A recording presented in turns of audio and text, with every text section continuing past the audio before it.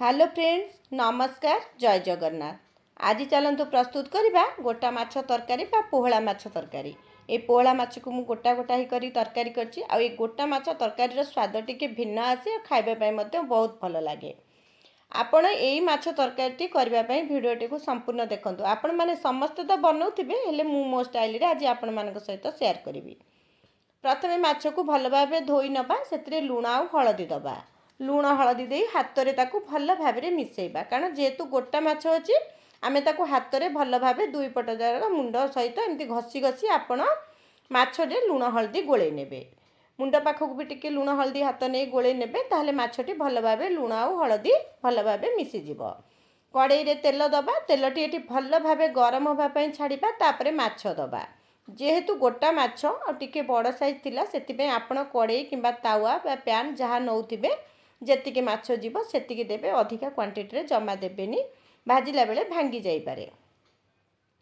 एबे गोटे पट हो गलानी, ताकू ओल्टे नबा। एबे मु गोटे कंटा चामच साहाय्य लुहा खड़िका धरी ओल्टेबी, कारण ओल्टेबारे टिके असुविधा होतिला, सेतिपई दुईटा जिनिस रे आपण ताकू ओल्टे नेबे, नले माछटी आपणकर काले भांगी जीव, सेतिपई केयरफुली माछ गुडी को भाजी नेबे।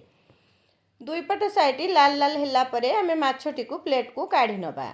माछ गुड़िक देखंतु आमर भाजी हो गलानी। एबे आमे ताकू सब माछ गुड़ी को प्लेट रे काढ़िबा। आउ जो बड़का माछ अछि एई प्रोसेस रे माछ गुड़ी को आमे भाजी नबा। माछ गुड़ी को भाजी नेला परे आमे सेई तेल रे आमे एबे आलू को मध्य भाजी नबा। आलू को एठी मु चोपा लगे काटिची, आपण चाहिले सिजा आलू मध्य नै परिबे। जेहेतु मु एठी कंचा आलू देइची, अल्प टिके लूण देई आलूटी को लाल लाल करी भाजी काढी नबा। आलूटी देखंतु आम लाल लाल हो गलानी। एबे आलू गुड़िक काढ़ी नबा। आलू को काढ़ी नेला परे से कड़ई रे आमे आउ अल्प टिके तेल दबा। अल्प टिके तेल अच्छी, आ अल्प टिके आपण एठी तेल देबे। तेल गरम होला परे जीरा दबा। जीरा फुटिला परे काटी रखिथिबा पियाज को दबा। पियाज भाजी होबा भितरे चलंतु आमे गोटे मसला प्रस्तुत करिबा। पूरा सिंपल मसला रे आमे आज तरकारी को प्रस्तुत करिबा। गोटे ग्राइंडर जार रे मु एठी नेची गोटे चामच जीरा, 2 चामच सोरिष, धला सोरिष नेची। आपण चाहिले एठी कला सोरिष मध्ये नै परिबे।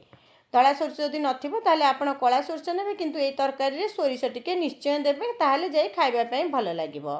आ गोटे बड़ चामच एठी धनिया गुंड नेची। आपण चाहिले गोटे बड़ चामच एठी गोटा धनिया मध्ये नै परिबे। प्रथमे ताकू ग्राइंडिंग करी मु नै आसिली, तापरे अदा रसुण कंचा लंका दबा, पानी देई ताकू चिक्कण भाबे बाटिके एठी नै आसीबा। मसलाटी आमर एठी भल भाबे बाटी हो गलानी। बाटी हो मसला बाटी होला परे पियाज को टिके चेक कर नबा बा देखि नबा। पियाज भाजी हो जाइछि। एबे आमे मसला को दे दबा, ताकू भल भाबे मिसै दबा। मसला भाजिला बेले बा कसिला बेले सब बेले मीडियम आंच रे मसलाटी को कसंतु, ताहले आपणक मसलाटी भल भाबरे कसी हबो। एठी देखंतु टिके मसला कसेला परे लूण हळदी आ लंका गुंड देली। लंका गुंड एठी टिके कलर पई देली, जेहेतु मु कंचा लंका बाटीची। आपण लंकाटी को देखिकी देबे। मसला टिके कसेला परे ग्राइंडर जार को धोइके टिके पानी दे दबा, आउ टिके समय कसिबा पई छाड़ीबा।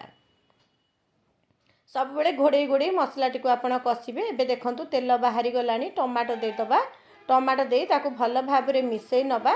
आउ घोड़नी दे टमाटोटी को टिके सॉफ्ट होबा पई आमे छाड़ दबा। टमाटो जतबेले नरम हे जिवो, आम मसलाटी मध्ये ता भितरे भल भाबरे कसी हे जाइतबो। ये देखो मु घोड़नी काढ़ी देखौची, टमाटो टिके आम नरम हो गलानी। आ मसलाटी मध्ये आमर एठी भल भाबरे कसी हो गलानी। एबे आलू को दे मिसै नबा। घोड़नी दे गोटे मिनिट पई आलू को मसला सहित कसिबा पई छाड़ दबा। गोटे मिनिट खंडे छाड़ी देबे, ताहले आपणक आलूटी माछ तरकारी रे खाइबा पई भल लागियो। बा जे कोनोसी मसला तरकारी करंतु, तापरे आवश्यक अनुसार आमे एठी पानी दबा। पानी केते देबे सेटा आपणक ऊपर निर्भर करे। झोल पतला किंबा मोटा रखिबे, सेई अनुसार आपण एठी पानी को ऐड कर नेबे। आ एबे घोड़नी दे दबा। पानी की फुटिबा, आलू को सिझिबा पई छाड़ीबा। एबे घोड़नी काली टिके चेक कर नबा। देखंतु तरकारी केते सुंदर देखा जाउची। आलू देखंतु हमर एठी सिझी गलानी। एबे आमे माछ को दे दबा। माछ को दे ताकू बेसी समय एपट सेपट करिबेनी। माछ को दे दबा, आउ ताकू घोड़नी दे माछ को आ 2-3 मिनिट फुटिबा पई छाड़ीबा।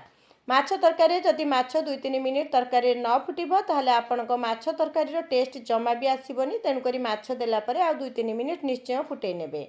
लास्ट रे किछि धनिया पत्र दे दबा। आउ एठी अल्प टिके गरम मसला मध्ये ऐड कर नबा। आशा करछि एई रेसिपीटी आपण मानकु भल लागिथिबो।